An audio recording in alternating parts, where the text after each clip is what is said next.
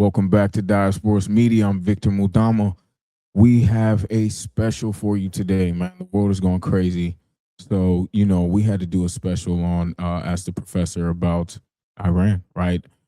This is a very interesting time, especially because of the fact that it seemingly escalated very quickly, even for the United States. But without further ado, we're going to go ahead on and call the professor.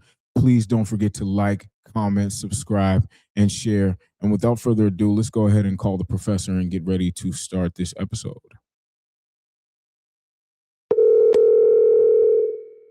All right.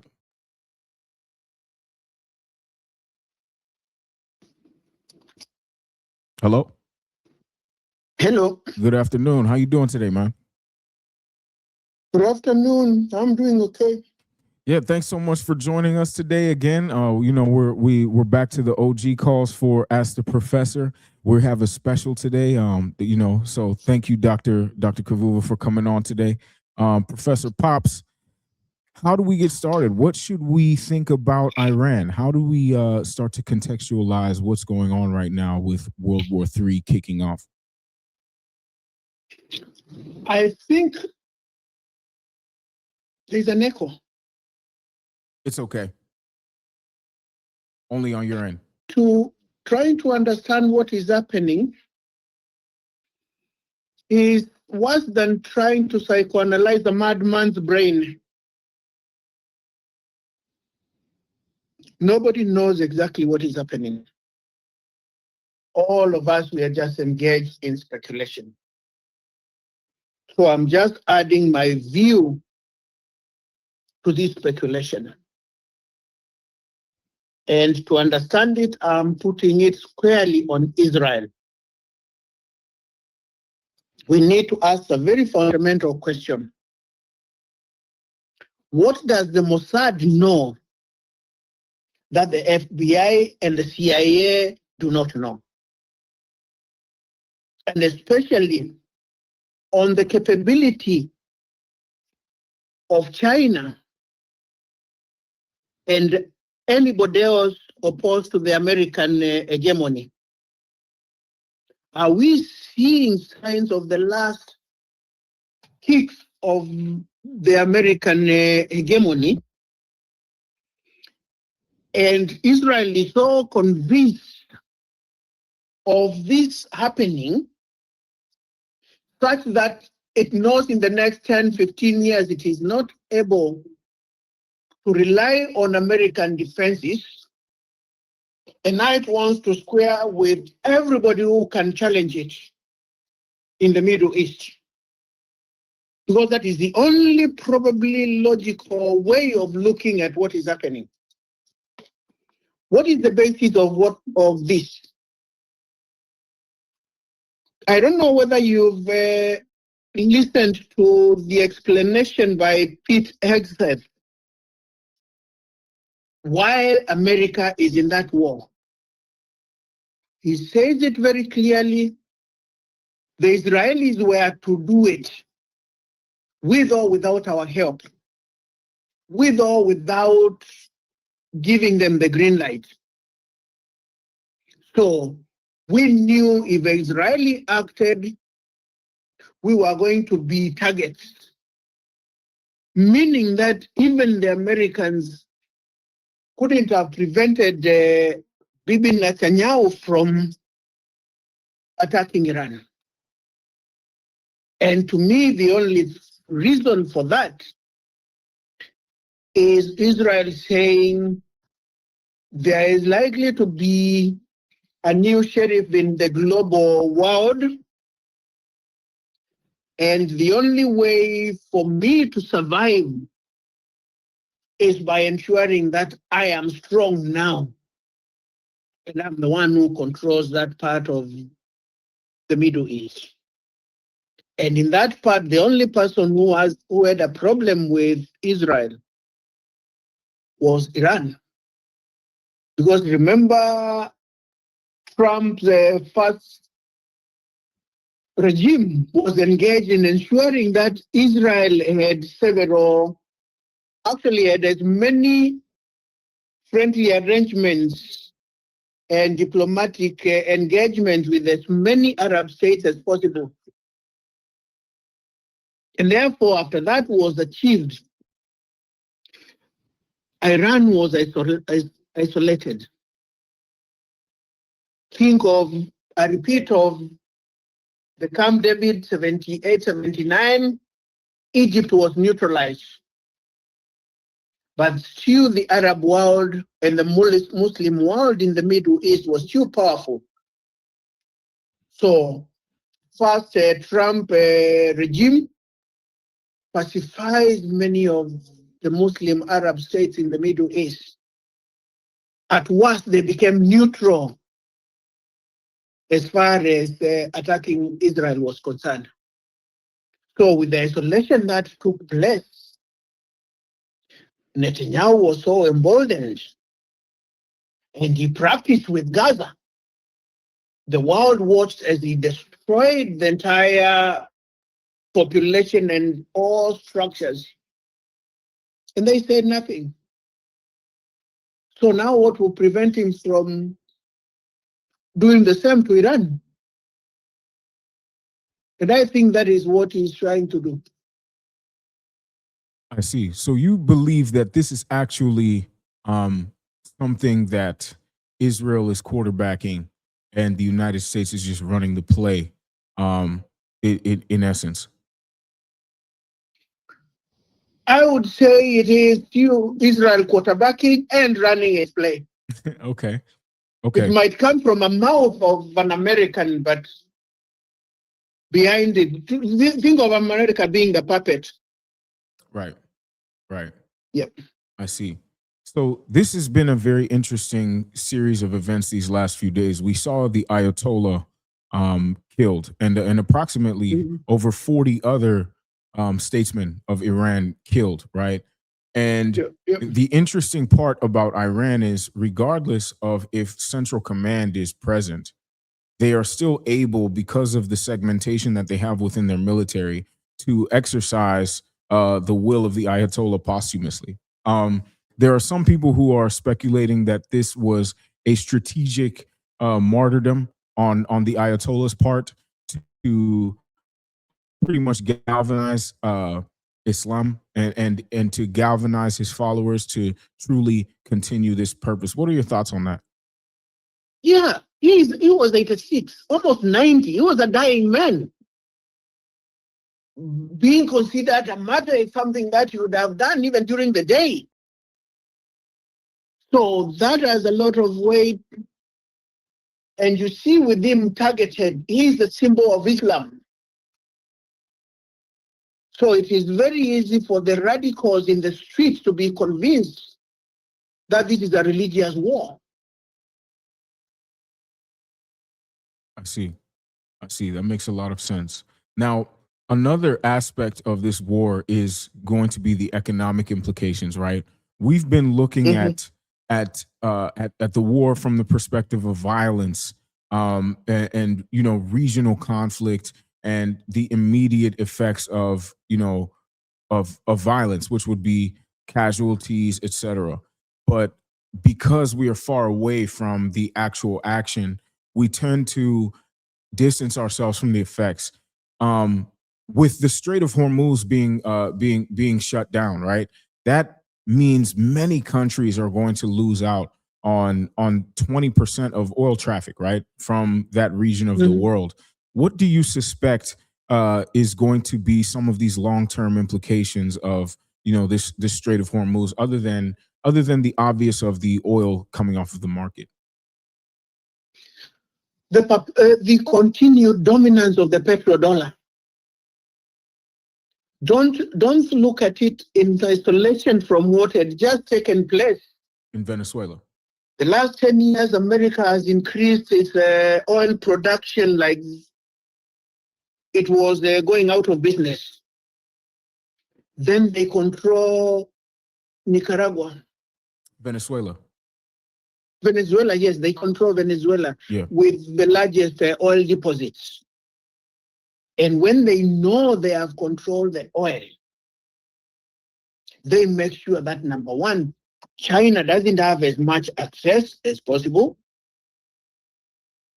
such that when China is claiming to have all the rare minerals, the US can say you can have all the rare minerals.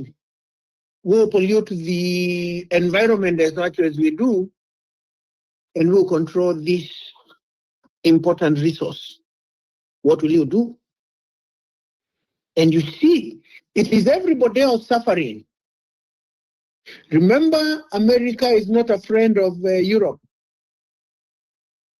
Europeans are actually the ones who will suffer the most, because they, other than Russia, they have no other source of oil. So their access to oil will be totally determined by the Americans. And the Americans can decide to sell it for whatever price. America now will be more powerful than OPEC. Because remember, all the Middle East OPEC countries are afraid that they can be attacked by Israel anytime. So they will have to rely on being friends to America. For the viewers, can you tell them what OPEC stands for?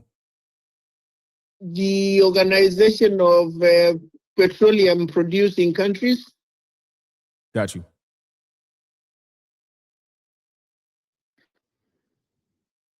Continue, I'm listening.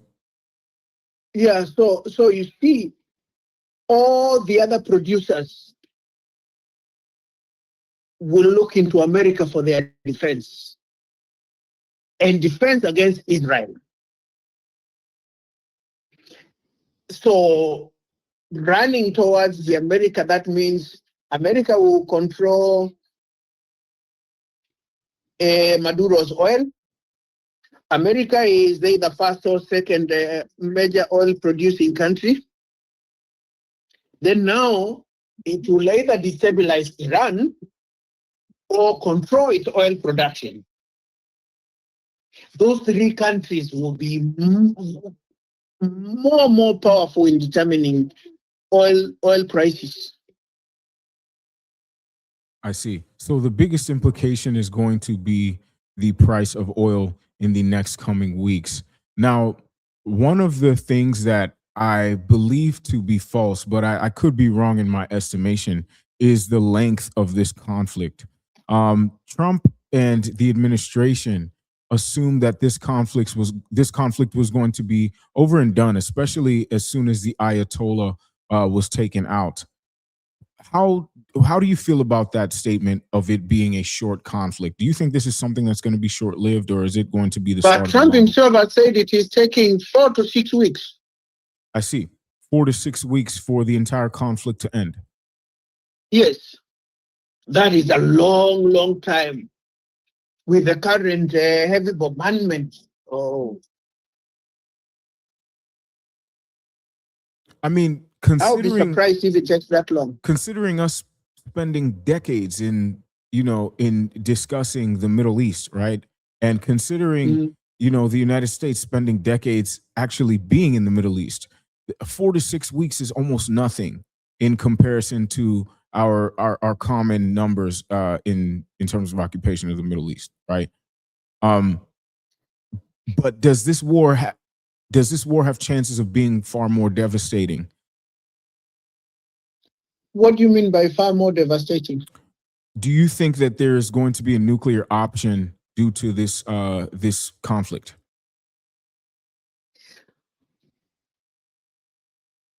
Who in the Middle East has a nuclear bomb other than Israel? Well, we have Pakistan, India, right? And they're not necessarily Middle East, but they're very close, right? We have Pakistan, we have India, and the Saudis just made a deal with Turkey as well, and they were already in a deal with Pakistan. But Pakistan will be losing out on a decent bit of oil unless it goes to it goes to Iran on the back end, right? And maybe either makes a deal for some diesel or not. But the complexities of the Strait of Hormuz being closed, strategically, it's also a very good point for Trump, right? Trump Trump was able to seize the oil in preparation, and even though it's crude, right, and it's unrefined, most of that was going to be exported to China, right? Most of that was going to be exported to over to the east, and now he has control over it. So this can be, the actual conflict can be a lot longer, but I think the economic implications are far greater. And I think that he's holding out, and he's using this one conflict to knock out several birds with one stone, right? But like I said, I could be But wrong. that takes us back to my thesis. hmm If this is what Mossad thinks it is, that China has now grown to be so strong that it can directly tackle America. The threat to China's national interest, especially towards accessing oil, that will lead them to a direct confrontation. And the Chinese always talk about 60 plus 1. 60 nuclear warheads that are ready, aimed at each coast of the US, and one Panasonic missile that can hit wherever they want to hit in America. And they always promise will not strike first. If this war now denies them access to oil, It that will destroys their be considered to be the manufacturing. first strike. It'll destroy their manufacturing base in just a few weeks. Yeah, that as long as China perceives this as an attempt to sabotage their industrial development and production, Chinese will have no calls using a nuke. Why are you sure of them using a nuke in that particular scenario? I thought them not Because striking the first first meant one nuclear. who does it Uh-huh. will have enormous advantages. And only China can survive a nuclear bomb to be able to retaliate with theirs. I see. And if the Chinese decided to, they can overwhelm America's defenses. Right. Okay. And don't forget that there is another little war going on in the Balkans. Right. Talk a little bit about that. So, Can you explain the background to that and how this relates? remember, the Chinese have been observing America's behavior in stopping that war. So, the Chinese might decide, oh, we are not engaging America. All we want is access to oil, and that is happening in the Middle East. They will have absolutely no problem bombing Israel to have access to its oil. And I can guarantee you, the Iron Dome will be like pepper when the Chinese come in. So, the interesting question is, why haven't the Chinese gotten involved yet, right? Because you would think the Chinese would get involved earlier, especially when you see the allies. But it appears as though they're just waiting and watching, right? Why would the Chinese be incentivized to join now rather than to actually change to a different form of energy? Why would a Join nuclear? who? I'm sorry, to join the conflict, right? China has been fairly silent during this conflict that Iran has had. And But join the conflict on whose side? Iran. No, they Why? have no problem. As long as whoever controls that part gives them access to cheap oil, they'll be fine. I see. That makes The sense. Chinese can do whatever they want to do in Africa. Everywhere else, they just want resources. Wow. Okay. So how does this And also? anyway, don't forget, all those are enemies. Mm. When your enemies are fighting, just have an extended nap. And wait, when one wins, now you can conquer him easier. So Iran attacked approximately eight to nine other countries today, and this was an option that was clearly planned out even prior to the Ayatollah's death. And they attacked everyone that is housing a United States military base. This is a asymmetrical kind of fight, because for every $20,000 that they spend in drone strikes, America has to spend approximately $3 million to intercept, right? And so yes, they just have to pretty much make them spend, right? And so this becomes a very costly war. How smart was this on Iran's part? And is this likely to be something that Iran can use to their advantage? And do you see Iran winning this conflict, or do you see this conflict being taken up by the imperial Western countries? My question is, who wins in a war? Nobody does. Yeah. And this is one war that, even if Israel emerges militarily as the winner, becomes the more dominant power in the Middle East, but gains the entire world as its enemy. So you win literally a battle, but lose the war. If you look at it that way, there will not be any other, there is not another way of looking at it in terms of anybody winning. There will be big business that will make more money, because remember, war is big business. A big war like that one is even a bigger business, more profits. But other than that, the world would have been better. Everybody would have been better without that war. I see. So this was something that Trump did to try and get Iran to talk, right, and to pretty much, quote unquote, release files as it pertained to weapons of mass destruction. And this is a tune we have heard before, right? We have heard this tune before. How sure do you think Trump is that there are weapons of mass destruction in Iran? I know he hit a uranium deposit, but the uranium had already been removed before they B12'd it. What are your thoughts on that as it pertains to this, and how do you think his follower base is going to take the conflict in the Middle East? Well, number one is just expose his underbelly, that he's not as powerful as if everybody had thought, because we know he never wanted to be in war. He didn't want to attack, and he has said exactly that.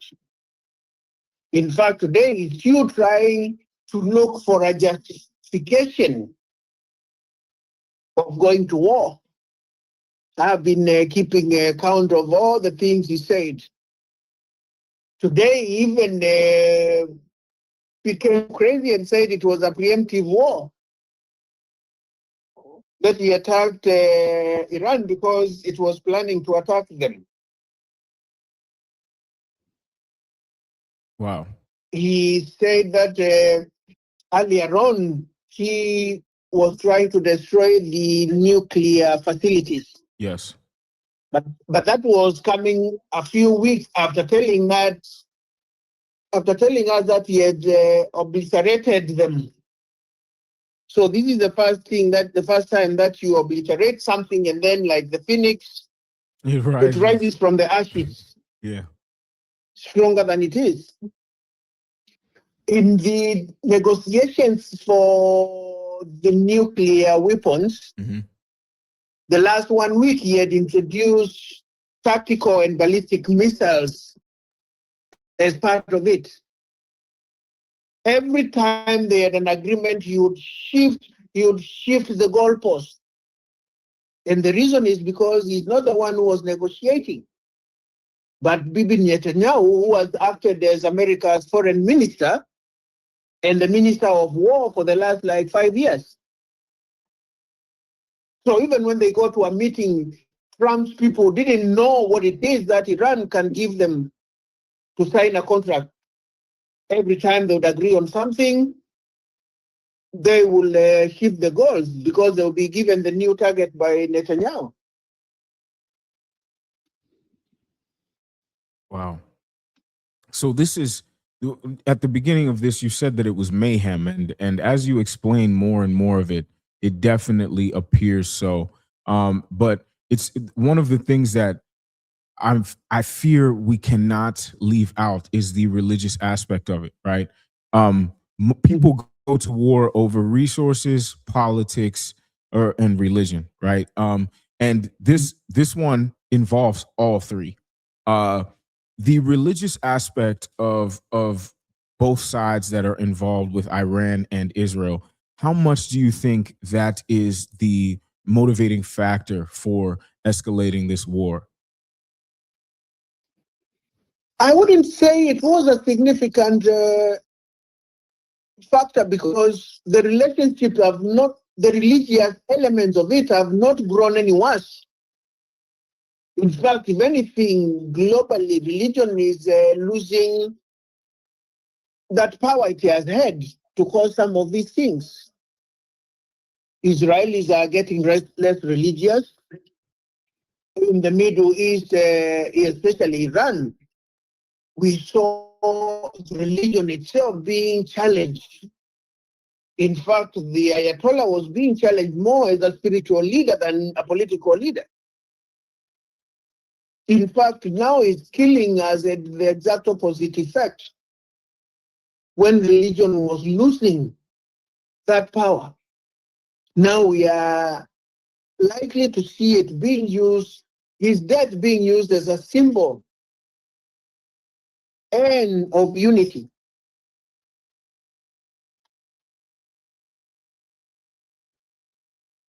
Wow. So this was definitely a interesting episode, and I definitely want to continue to drive this home. We in the last couple of minutes, I wanted to mention Sudan quickly.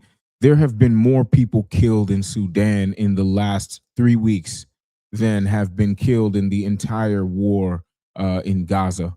But the media has clearly been completely quiet about that. Um, how do you think this media biasness should be filtered as we look at what's going on in Iran? We know that we've been told some people really hate the regime in Iran, and we've been told that some people really love the regime in Iran. We've seen some people protesting in Yemen, uh, as well as in America, right, in these last few years regarding these conflicts in the Middle East. How is it we can reconcile truth from fiction when we are listening to reports about Israel or Iran or anything that's going on in the Middle East? How do you filter some of your information, and what lens do you look at it from in order to trust what you're seeing? I'm surprised that you are using media. You are using media and truth in the same sentence without a negation.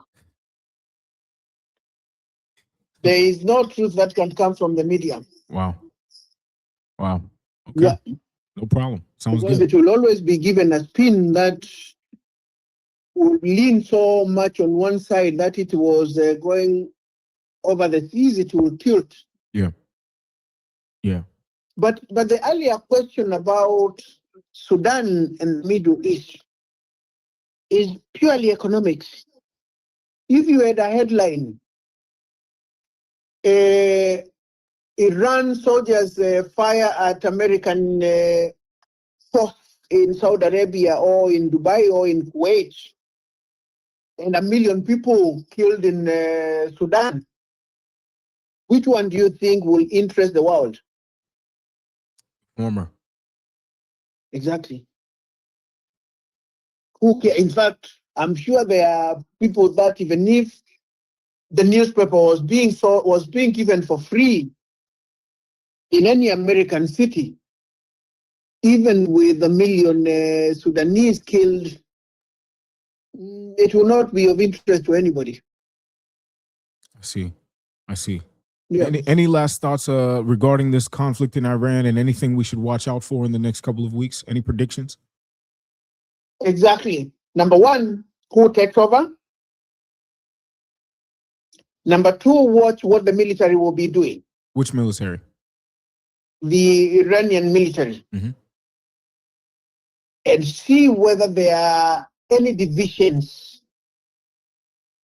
Because if there are no divisions and if it is coordinated, this war is not ending anytime soon. Got you. Well, thank you so much, man. We really appreciate your insight as usual. Please look out for more content. We're going to be ramping up the content just to keep you updated during this war. Next up, we're going to talk a little bit about Burkina Faso having a sit down with Iran. That was a mashup I never thought I'd see. But in the same week, not only did they meet with U.S. for health administration matters, but they also met with Iran. That's something I definitely like your opinion on in the upcoming week, if you're okay with that. Okay. Sounds good. Thank you so much, Professor. Thanks. And please don't forget to like, comment, share, subscribe. I am Victor Muthama. This is Diasporas Media, and we will check it out later on. Enjoy your day.